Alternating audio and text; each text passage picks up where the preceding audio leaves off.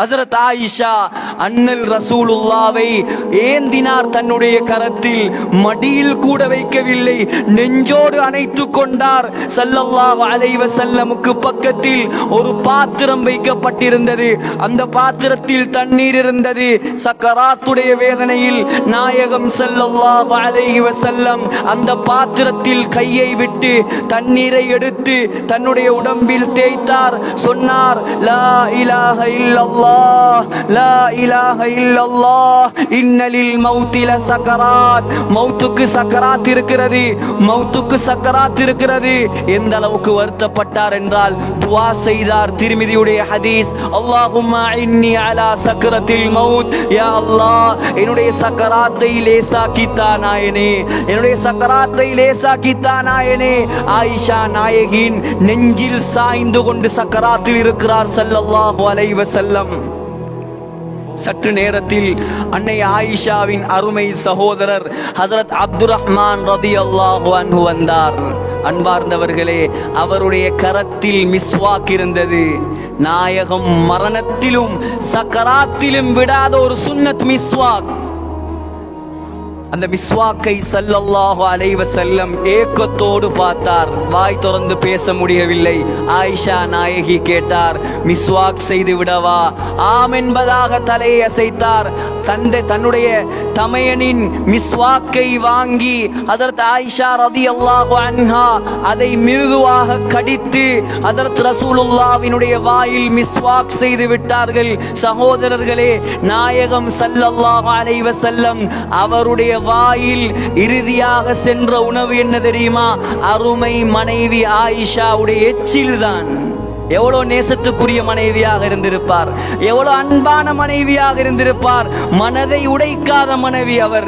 அல்லாஹ்வுடைய தூதரை சந்தோஷப்படுத்தும் மனைவி அவர்.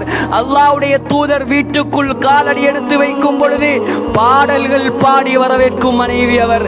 உலக வரலாறு காணாது அப்படிப்பட்ட மனைவிகளை. உலகம் அழியும் வரைக்கும் வரமாட்டார்கள் அப்படிப்பட்ட பெண்கள். சொர்க்கவாதிகள் அவர்கள்.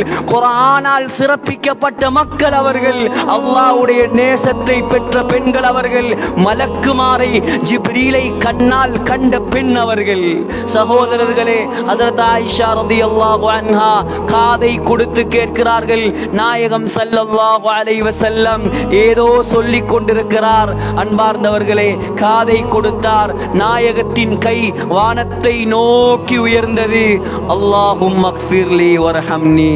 நாயகம் உலகத்தின் தலைவர், நற்குண தாயகம், சர்தாரே ஆலம் அல்லாஹ்விடத்தில் சக்கராத்தில் கெஞ்சுகிறார்.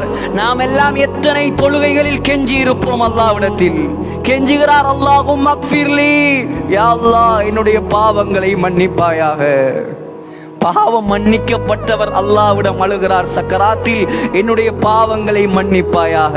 வர்ஹம்னி, என் மீது இரக்கம் காட்டுவாயாக. வஅல்ஹிக்னி பிர்ரஃபீகில் அலா, உயர்ந்த நண்பர்களோடு என்னை சேர்த்து வைப்பாயாக. மஅல்லதீன அன்அம்த அலைஹிம், யா அல்லாஹ் என்னை நீ மினன் நபியீன், நபிமார்களோடு, சித்தீகீன், சித்தீகீன்களோடு, வஷுஹதா, ஷுஹதாக்களோடு, சாலிஹீன்களோடு சேர்த்து வைப்பாயாக. யார் செய்யும் துஆ இது? நபிமார்களின் தலைவர் அவர். அவர் அழுகிறார். சகோதரர்களே, சக்கராத்தில் உலக வாழ்க்கையை வீணாக்கி விட வேண்டாம். அல்லாஹ்வுக்கு மாற்றம் செய்து காலத்தை கழித்து விட வேண்டாம். நபியுடைய சக்கராத்துடைய நிலைமை எதுவென்றால், என்னுடைய சக்கராத் என்னவாகும், உங்களுடைய சக்கராத் என்னவாகும்? யோசித்து பாருங்கள், யோசித்து பாருங்கள். ஆயிஷா நாயகி சொல்கிறார், உயர்த்தி கொண்டிருந்த கை அப்படியே கீழே சாய்ந்தது. ஸல்லல்லாஹு அலைஹி வஸல்லம் என்னுடைய நெஞ்சில் மரணித்து விட்டார். ஸல்லல்லாஹு அலைஹி வஸல்லம் மரணித்து விட்டார். இன்னா லில்லாஹி வ இன்னா இலைஹி ராஜிஊன்.